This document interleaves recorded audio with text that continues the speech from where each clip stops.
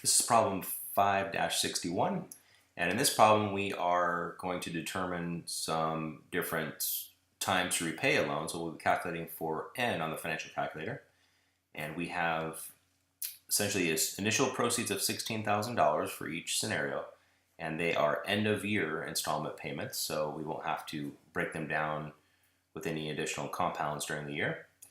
And we have payments given to us of $3,764. So let's go ahead and plug in what we know into the financial calculator.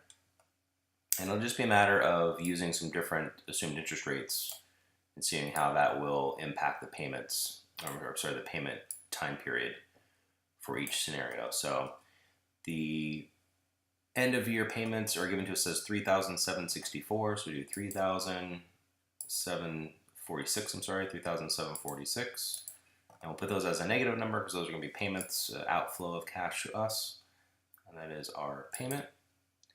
And we've got initial proceeds of $16,000, so $16,000 was our loan amount. Consider that a cash inflow. That'll be our present value.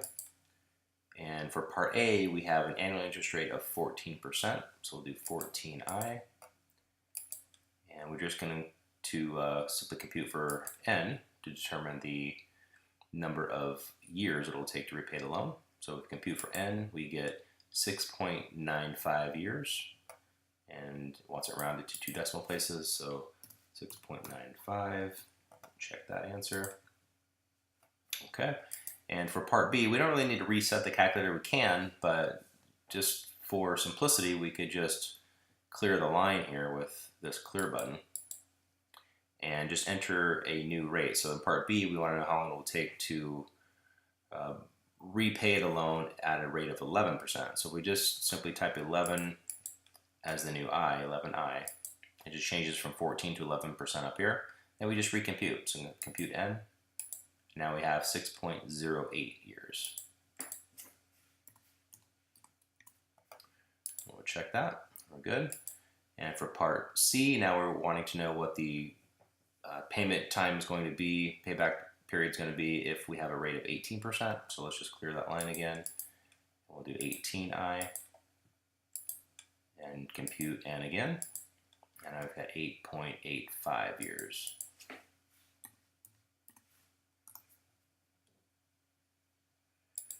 And intuitively, we can see that the larger the interest rate, the longer it's going to take to pay back the loan, which makes sense because we are paying more interest. So at a rate of 11%, that gives us our shortest payback period, which is 6.08%.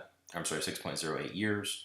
And at 14%, we've got a payback period of 6.95 years. And then finally, at the highest rate of 18%, we've got a payback period of 8.85 years. So in part D, it's asking, reviewing your answers in parts A, B, and C, describe the general relationship between the interest rate and the amount of time it will take Mia to repay the loan fully. So let's look at A. Says the higher the interest rate, the greater the number of time periods needed to repay the loan fully. That seems to be correct. Part B says the rate does not affect how long it will take to repay the loan. Well, we know that's false just based on the work we did up here. Part C says, or option C says, the lower the interest rate, the greater the number of time periods. Well, that's backwards. So the lower the interest rate, the shorter the number of time periods. And then option D says the higher the interest rate, the lower the number of time periods need to repay. And that's also opposite. So the higher the interest rate would actually be the higher the number of time periods needed to repay the loan fully. So option A is the correct answer.